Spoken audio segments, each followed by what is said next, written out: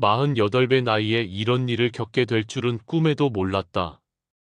25년간 이 작은 회사에서 성실히 일하며 과장까지 올라온 내게 한 명의 신입사원이 이토록 큰 시련을 안겨다 줄 것이라고는. 구독과 좋아요는 다음 이야기를 이어가는데 큰 힘이 됩니다. 한 번씩 부탁드립니다. 3월의 봄바람이 살랑이던 그날, 우리 회사에 새로운 얼굴이 나타났다. 24세 김민지, 대학을 갓 졸업한 신선한 에너지를 지닌 여성이었다. 첫인상은 나쁘지 않았다. 깔끔한 정장 차림에 단정한 헤어스타일, 무엇보다 밝은 미소를 지으며 인사하는 모습이 보기 좋았다. 작은 회사에 젊은 피가 들어오는 것은 언제나 반가운 일이었다. 처음 한 달은 정말 모범적이었다. 누구보다 일찍 출근해서 사무실 청소를 하고 선배들의 업무를 적극적으로 도우려 했다. 모르는 것이 있으면 예의 바르게 질문했고 야근도 마다하지 않았다.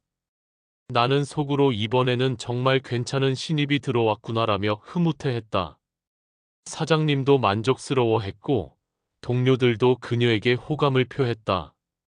하지만 변화는 생각보다 빨리 찾아왔다. 입사 2달째부터 조금씩 이상한 신호들이 보이기 시작했다. 가장 먼저 눈에 띈 것은 출근 시간이었다. 처음에는 5분, 10분 늦는 정도였는데 점점 그 시간이 늘어갔다. 그리고 어느 순간부터 매일 아침 조금 늦을 것 같다는 똑같은 문자가 오기 시작했다. 처음에는 이해했다. 젊은 나이에 사회생활을 시작하면 생활 패턴을 잡기 어려운 법이니까. 하지만 일주일, 2주일이 지나도 같은 일이 반복되자 조금씩 신경이 쓰이기 시작했다. 급기야 어느 날은 오전 8시 58분, 정확히 출근 시간 2분 전에 그 문자가 왔다. 그때는 정말 어이가 없었다. 지각 문제와 함께 그녀의 업무 태도도 서서히 변화하고 있었다. 처음에는 눈에 띄지 않았지만 자세히 관찰해보니 이상한 점들이 하나둘 보이기 시작했다. 아침에 출근하면 가장 먼저 하는 일이 메이크업 정리였다. 화장실에서 나와서는 자리에 앉아 핸드폰을 들여다보며 뭔가를 촬영하기 시작했다. 처음에는 업무와 관련된 것인가 싶었는데 알고 보니 자신의 일상을 기록하는 브이로그였다. 머리에 헤어롤을 감은 채로 카메라를 향해 미소를 지으며 뭔가를 중얼거리는 모습을 보면서 나는 이것이 과연 직장에서 할 일인가 하는 의문이 들었다. 더욱 놀라운 것은 그녀가 이 모든 것을 너무나 당연하다는 듯이 행동한다는 점이었다. 커피 문제도 심각했다. 우리 회사는 복리후생 차원에서 고급 캡슐 커피 머신을 구비해두고 있었다. 직원들이 하루에 한두 잔 정도 마실 수 있도록 한 달에 한 박스씩 캡슐을 주문했는데 그녀가 온 이후로는 소비량이 급격히 늘었다. 하루에 3잔, 많을 때는 4잔까지 마시는 모습을 보면서 다른 직원들은 눈치를 보며 커피를 마시게 되었다. 보름 만에 한 달치 캡슐이 바닥났을 때 나는 정말 당황스러웠다. 추가로 주문하자니 예산이 부담스럽고 그렇다고 커피를 아예 없앨 수도 없는 노릇이었다. 하지만 정작 그녀는 아무런 미안함도 보이지 않았다. 오히려 캡슐이 떨어지자 커피 언제 주문해요? 라고 물어보는 뻔뻔함까지 보였다. 탕비실의 간식거리도 문제였다. 회사에서 직원들을 위해 과자나 컵라면 같은 것들을 비치해 두는데 그녀는 이것들을 자연스럽게 가방에 넣어 가져가기 시작했다. 처음에는 우연히 본 것인가 싶었지만 며칠 관찰해 보니 습관적으로 하는 행동이었다. 퇴근할 때마다 가방이 조금씩 부풀어 있는 것을 보면서 나는 이것을 어떻게 지적해야 할지 고민이 되었다. 업무적인 측면에서도 문제는 계속되었다. 그녀는 50분 일하고 10분 휴식이라는 자신만의 규칙을 만들어서는 시간을 재며 일했다. 마치 학교 수업 시간처럼 50분이 되면 어김없이 자리를 떠났다. 화장실을 간다고 하거나 물을 마시러 간다고 하거나 이런저런 핑계로 자리를 비우는 일이 잦았다. 더욱 황당한 것은 퇴근 시간에 대한 그녀의 태도였다. 오후 6시 정각이 되면 마치 알람이 울린 듯 컴퓨터를 끄고 가방을 챙겼다. 업무가 남아있든 없든, 동료가 바쁘게 일하고 있든 아니든 상관없이 칼같이 퇴근했다. 처음에는 개인적인 사정이 있나 싶어 이해하려 했지만 이것도 매일 반복되는 패턴이라는 것을 알게 되었다. 업무 자체에 대한 그녀의 태도도 점점 문제가 되었다. 처음에는 열심히 하려는 모습을 보였지만 시간이 지날수록 적극성이 사라졌다. 주어진 일은 최소한으로만 하려 했고 조금이라도 복잡하거나 어려운 일이 주어지면 이런저런 이유를 대며 회피하려 했다. 나는 이런 상황들을 어떻게 처리해야 할지 고민이 깊어졌다. 직접적으로 지적하기에는 너무 사소한 것 같기도 하고, 그렇다고 그냥 넘어가기에는 다른 직원들의 사기에 영향을 줄 것 같았다. 무엇보다 그녀가 아직 신입이라는 점을 고려해서 조금 더 지켜봐야 하나 하는 생각도 들었다. 하지만 상황은 더욱 악화되었다. 어느 날 아침, 평소처럼 늦게 출근한 그녀는 자리에 앉자마자 작은 거울을 꺼내더니 헤어롤을 머리에 감기 시작했다. 나는 눈을 의심했다. 사무실에서 그것도 업무 시간에 헤어롤을 감다니. 하지만 그녀는 아무렇지 않게 그 상태로 업무를 시작했다. 점심시간이 되자 더욱 기가 막힌 일이 벌어졌다. 그녀는 헤어롤을 감은 채로 핸드폰을 들고 브이로그를 찍기 시작한 것이다. 마치 자신의 방에 있는 것처럼 자연스럽게 카메라를 향해 미소를 지으며 뭔가를 중얼거렸다. 주변 동료들은 어리둥절한 표정으로 그 광경을 바라봤고 나는 정말 어떻게 반응해야 할지 몰랐다. 오후에는 더욱 황당한 일이 있었다. 그녀가 갑자기 자리에서 일어나더니 탕비실로 향했다. 뭔가 마실 것을 가져오나 싶었는데 한참 후에 돌아와서는 가방에서 과자 몇 개를 꺼내 책상 서랍에 넣는 것을 목격했다. 그제서야 탕비실의 과자들이 왜 이렇게 빨리 없어지는지 알 수 있었다. 동료들 사이에서도 불만의 목소리가 높아지기 시작했다. 특히 함께 팀 작업을 해야 하는 후배 직원들이 가장 힘들어했다. 그녀는 팀 프로젝트에서도 자신의 몫을 제대로 하지 않았고 다른 사람들이 그 빈자리를 메워야 했다. 회의 시간에도 핸드폰을 만지작거리거나 딴 생각을 하는 듯한 모습을 보였다. 나는 더 이상 묵고 할 수 없다고 판단했다. 어느 금요일 오후, 그녀를 따로 불러 조용히 이야기했다. 최대한 부드러운 톤으로 출근 시간 준수의 중요성, 업무 중 사적인 활동의 부적절함, 그리고 동료들과의 협력의 필요성에 대해 설명했다. 그녀는 고개를 끄덕이며 이해한다고 답했고, 나는 이제 좀 나아질 거라고 기대했다. 하지만 그 기대는 오래가지 못했다. 다음 주 월요일, 그녀의 카카오톡 프로필 메시지가 바뀌어 있었다. 어떤 사람들은 참 재미있어요. 꼰대질 장난 아니네요. 이 메시지를 본 순간 나는 정말 어이가 없었다. 선의의 충고를 이런 식으로 받아들일 줄은 몰랐다. 화가 난 나는 그녀에게 다시 얘기했다. 프로필 메시지가 부적절하다는 점과 함께 직장 내에서의 예의에 대해 좀 더 강하게 이야기했다. 하지만 그녀의 반응은 더욱 가관이었다. 웃으면서 그거요? 그냥 웃겨서 올린 거예요. 너무 심각하게 받아들이지 마세요. 라고 말하는 것이었다. 마치 내가 유난스럽게 구는 것처럼 취급하는 태도에 나는 말문이 막혔다. 그리고 다음 날, 내 인생에서 가장 당황스러운 일이 벌어졌다. 오전 10시쯤이었나 사무실 문이 벌컥 열리더니 중년 여성 한 분이 들어왔다. 처음에는 고객인가 싶었는데 그 여성이 곧바로 내 자리로 직진하는 것이었다. 그 순간 그 여성의 목소리가 사무실 전체에 울려 퍼졌다. 우리 딸이 무슨 잘못을 했다고 이렇게 괴롭히세요? 순간 사무실 안의 모든 사람들의 시선이 우리에게 집중되었다. 나는 무슨 일인지 파악하기도 전에 일방적인 공격을 받고 있었다.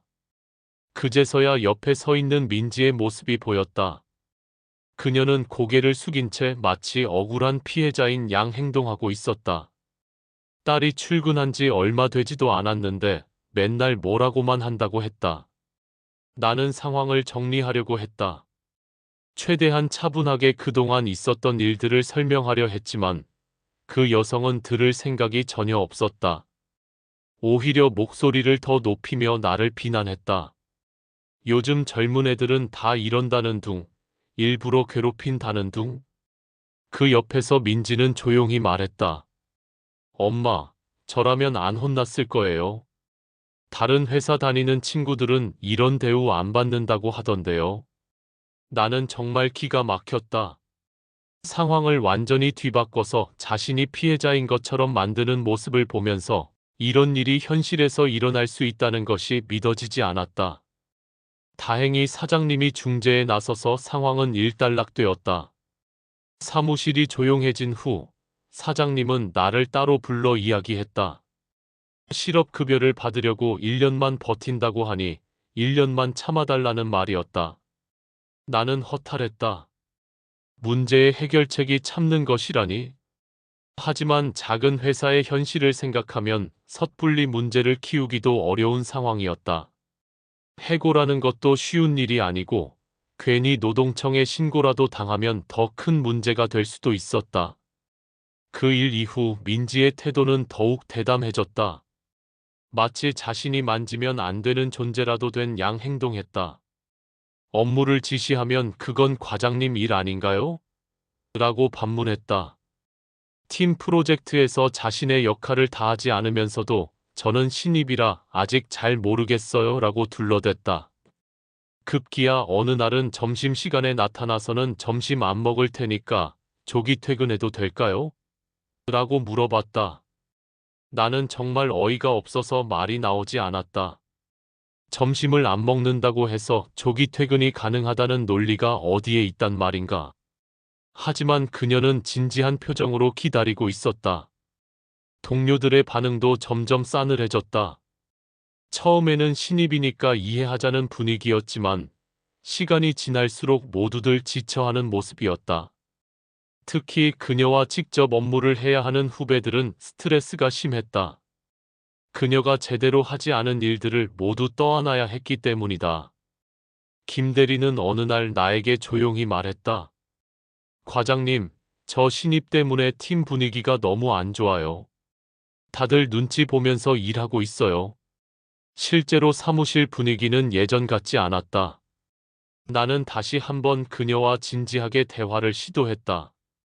이번에는 좀 더 구체적으로 문제점들을 지적하며 개선을 요청했다. 출근 시간, 업무 태도, 동료들과의 협력 등 모든 것에 대해 차근차근 설명했다. 그러나 그녀의 반응은 여전히 시큰둥했다. 고개는 끄덕였지만 그 눈빛에서는 진정성을 찾을 수 없었다. 며칠 후 예상대로 아무것도 변하지 않았다. 여전히 지각은 계속되었고 업무 태도도 그대로였다. 오히려 더 노골적으로 일을 회피하기 시작했다. 그런 어느 날 정말 참을 수 없는 일이 벌어졌다. 오후 늦게 급하게 처리해야 할 업무가 생겼는데 그녀에게 도움을 요청했더니 저는 6시에 약속이 있어서요 라고 답하며 거절한 것이다. 팀워크라는 것이 전혀 없었다. 자신의 편의만 생각할 뿐 회사나 동료들에 대한 배려는 전혀 없었다. 동료들의 불만은 점점 커져갔다. 그래서 다시 한번 좀 더 강한 톤으로 그녀와 면담을 했다. 이번에는 구체적인 사례들을 들며 문제의 심각성을 지적했다. 회사 생활의 기본적인 예의와 업무에 대한 책임감에 대해서도 설명했다. 하지만 그녀의 반응은 더욱 가관이었다.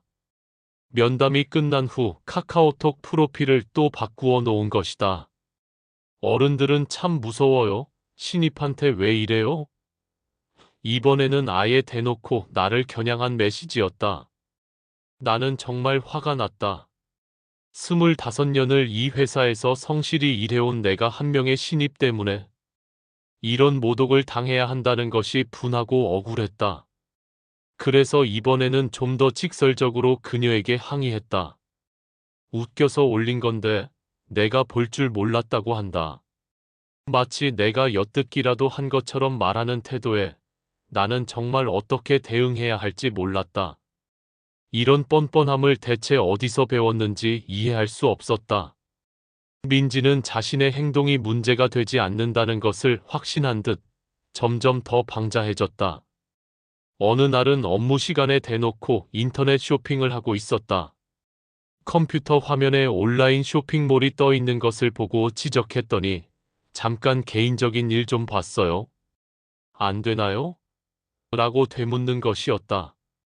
또 다른 날에는 업무 시간에 네일 아트를 하고 있었다. 작은 네일 파일로 손톱을 정리하면서 핸드폰으로 동영상까지 보고 있었다.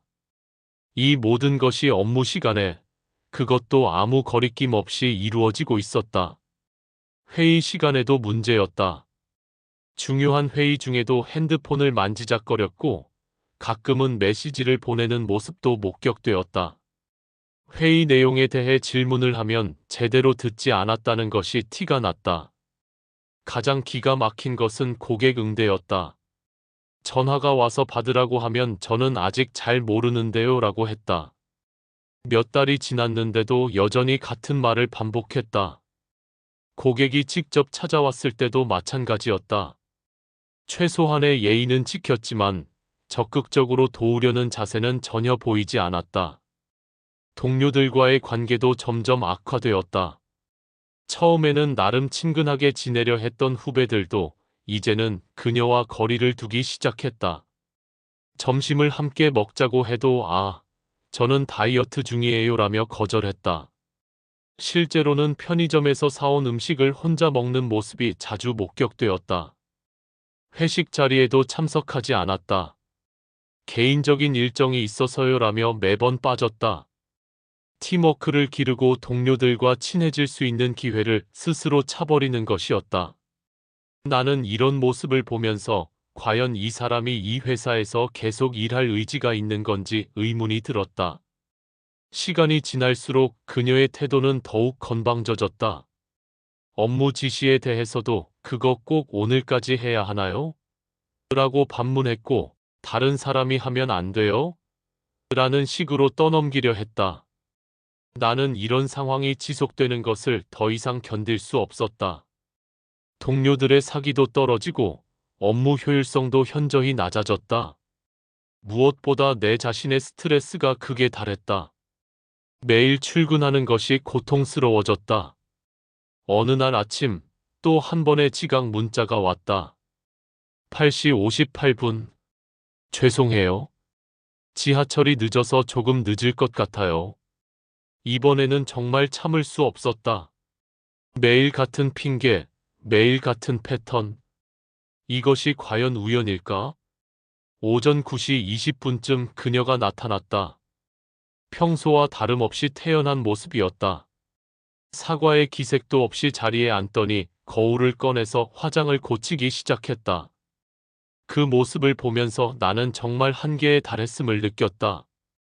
점심시간이 되자 또 다른 사건이 벌어졌다.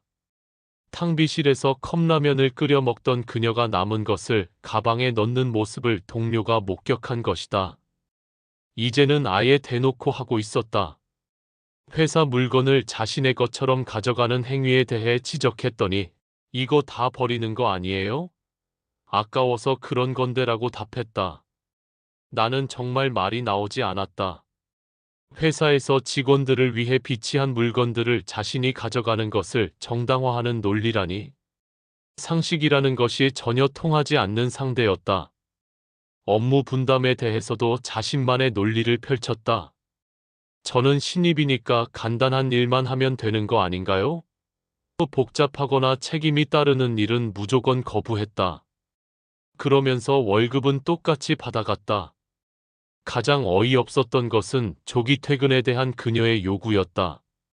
점심 안 먹을 테니까 30분 일찍 나가면 안 돼요? 이런 말을 진지하게 하는 모습을 보면서 나는 이 사람이 직장이라는 곳을 어떻게 이해하고 있는지 궁금했다. 동료들의 반응도 이제는 노골적으로 싸늘해졌다. 아무도 그녀와 함께 일하고 싶어 하지 않았다. 팀 프로젝트를 할 때도 모두들 그녀와는 다른 팀이 되기를 원했다. 점심시간에도 자연스럽게 그녀는 제외되었고 커피 타임에도 마찬가지였다. 하지만 그녀는 이런 분위기를 전혀 개의치 않는 것 같았다.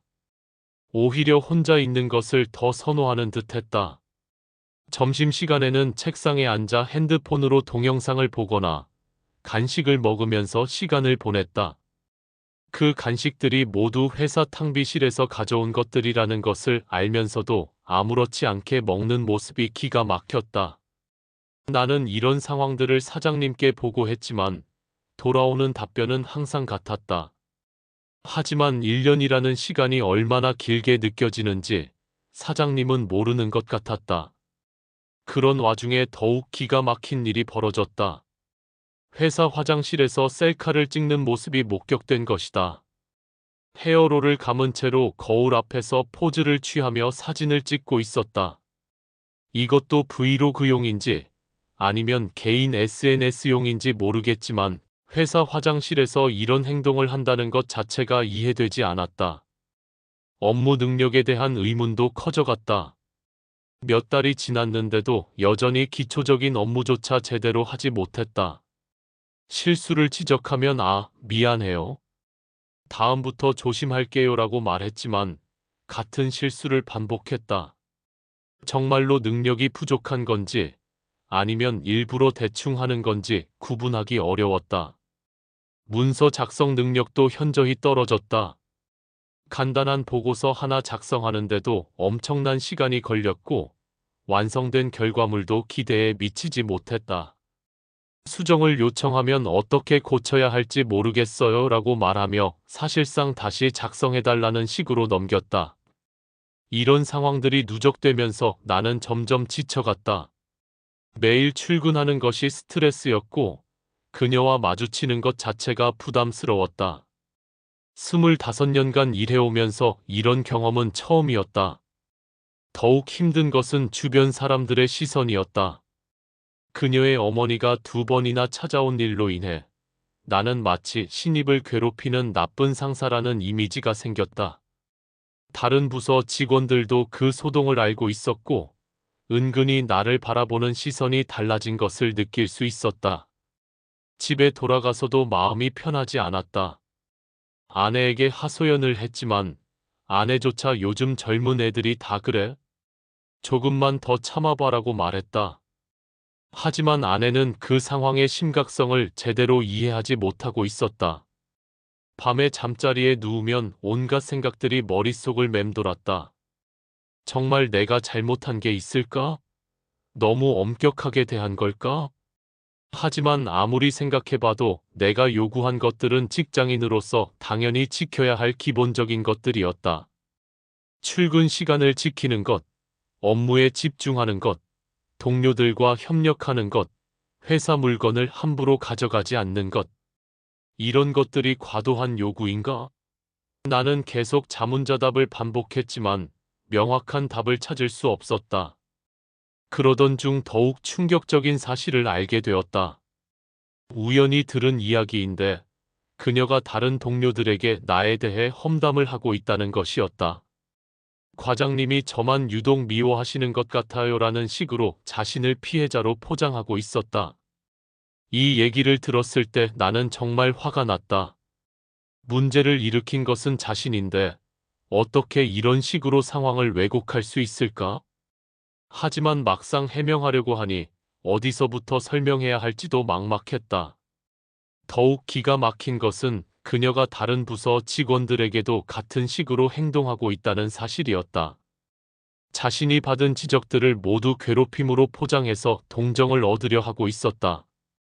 그리고 실제로 몇몇 사람들은 그녀의 말을 믿고 나를 곱지 않은 시선으로 바라보기 시작했다.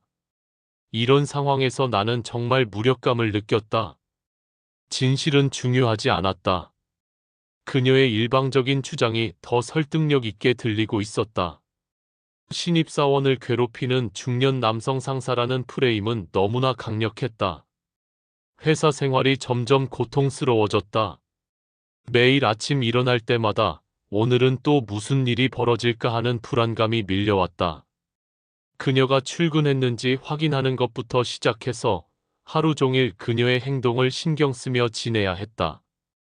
동료들과의 관계에도 미묘한 변화가 생겼다.